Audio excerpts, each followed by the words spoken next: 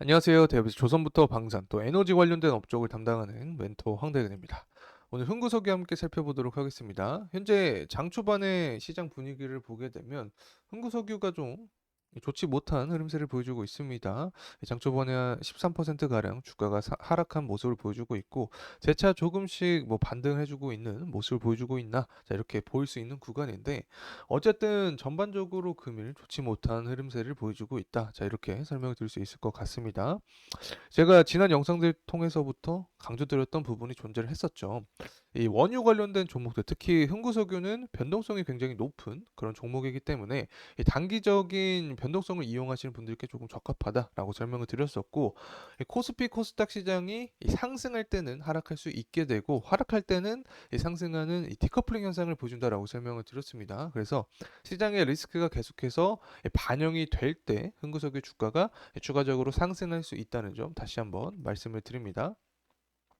어쨌든 금일 같은 경우에는 이렇게 시장이 좀 상승하는 모습을 보여주고 있기 때문에 흥구석유 주가도 하락하는 모습을 보여주고 있지 않나 개인적으로 생각을 하고 있습니다. 그래서 이렇게 갑작스럽게 급락이 나왔기 때문에 앞으로 중장기적인 방향성에 대해서도 궁금해하시는 분들이 좀 계시지 않을까 생각을 하고 있습니다. 그래서 금일 관련된 이야기 설명을 드리도록 하겠습니다. 어쨌든 현재 구간은 변동성이 높은 구간이고 아직까지 전반적인 분위기를 봤을 때도 시장의 리스크는 남아 있습니다. 그래서 주가 상승 모멘텀도 존재할 수 있다라고 볼 수 있는데, 그러한 긍정적인 시그널은 도대체 언제 나올 수 있는지 금일 영상을 통해서 전부 말씀을 드릴 예정에 있으니까 구독과 좋아요 꼭 부탁드리고 영상 끝까지 시청해 주시면 감사하겠습니다.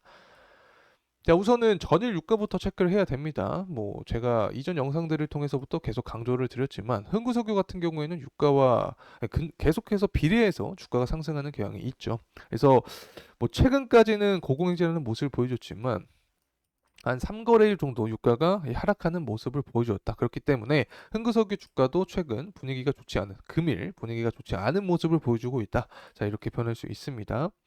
어쨌든 이렇게 시장은 상승하고 흥구석유 주가가 하락하는 모습 자체는 결국에는 중동발 리스크가 제한되고 있다라는 기사가 또 나와주고 있고, 그에 따라서 뭐 코스피 코스닥 뭐 시장도 저가 매수세가 유입이 되면서 전반적으로 약세 분위기를 이끌어가고 있다. 흥구석유 주가는, 자 이렇게 말씀을 드립니다.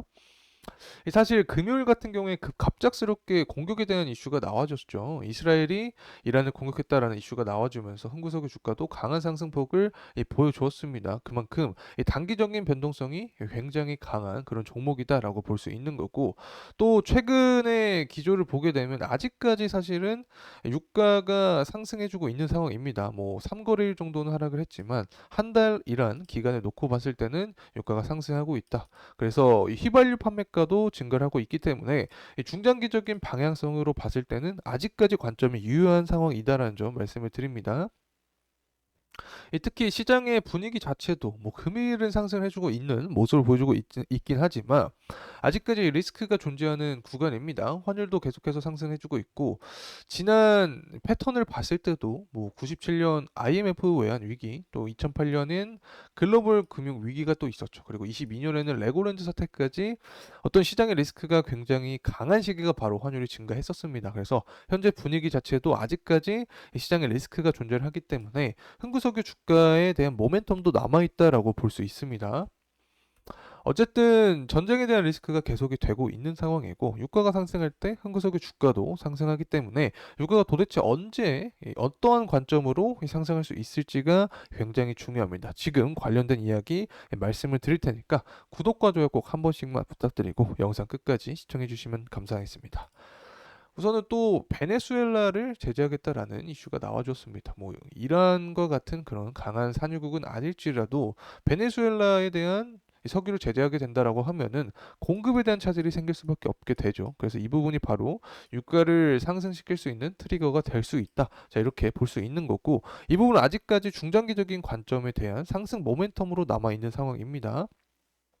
특히 전쟁도 끝나지 않은 상황이기 때문에 11월 대선을 앞두고 전쟁 리스크가 뭐 한두 번 더 부각이 된다라고 하면은 이 주변국의 이란 주변국인 뭐 이라크부터 쿠웨이트 산유국이 모두 존재하는데 공급에 대한 차질이 생길 수밖에 없습니다. 그래서 이 베네수엘라에 대한 제재 플러스 주변국에 대한 공급 이슈까지 함께 부각이 된다라고 하면은 공급적인 측면에서는 유가 상승 모멘텀이 강하게 존재할 수 있다는 점 말씀드립니다.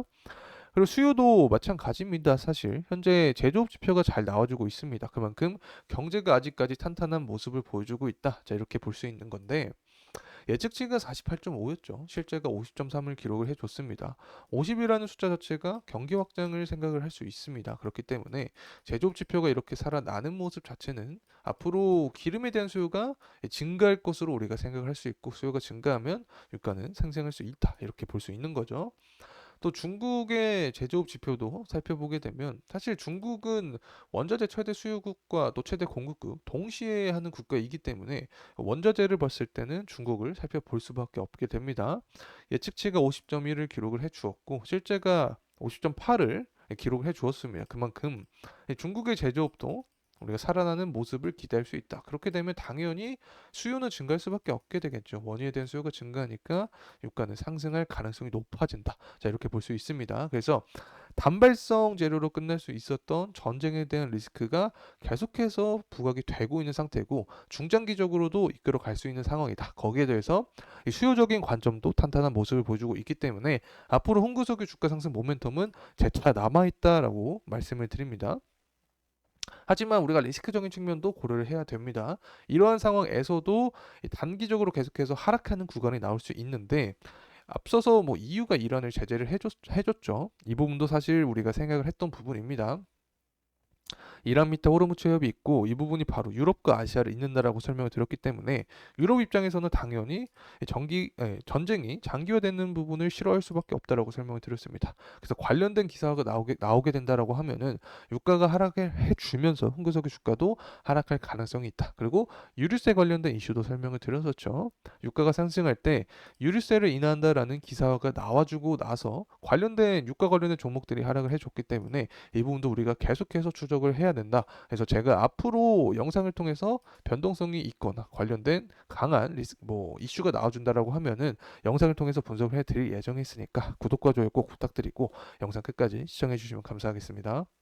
어쨌든 유류세가 리스크로 작용할 수 있는데, 만약에 전쟁에 대한 리스크가 더 강하게 존재한다고 하면은 이 부분을 무마시키고 유가가 상승해주고 앞으로 흥구석의 주가도 상승할 수 있다는 점 다시 한번 말씀드립니다.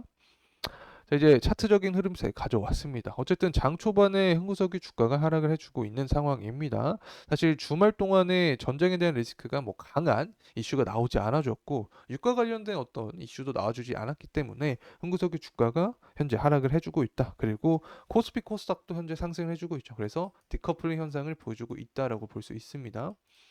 어쨌든 제가 지금부터 지난 영상들부터 말씀드렸던 관점이 유가의 방향성을 통해서 흥구석의 주가를 파악할 수 있기 때문에 앞으로 유가의 방향성이 굉장히 중요하다라고 설명을 드린 부분이었고, 수요와 공급 입장 모두 살펴봤을 때 앞으로 모멘텀이 더 남아있다라고 설명을 드렸습니다.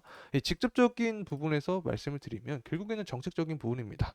7월 8월 전당대회가 있기 때문에 이전에 전쟁에 대한 리스크를 다시 한번 부각할 확률이 높다. 그렇게 되면 당연히 대표적인 수혜주로서 홍기석의 주가가 모멘텀을 받을 수 있게 되는 거죠. 자, 그렇게 되면 우선은 전고점 구간을 돌파를 해주는지가 여부가 될 수 있다는 점 설명을 드리고, 이 조정폭을 봤을 때, 단기적인 조정폭을 봤을 때 이 5일선 구간과 11선 구간에서 지지에 대한 여부를 파악을 해야 된다라는 점 말씀을 드립니다. 자, 이상으로 홍구석에 대한 영상 마무리하도록 하겠습니다. 끝까지 시청해 주셔서 감사합니다.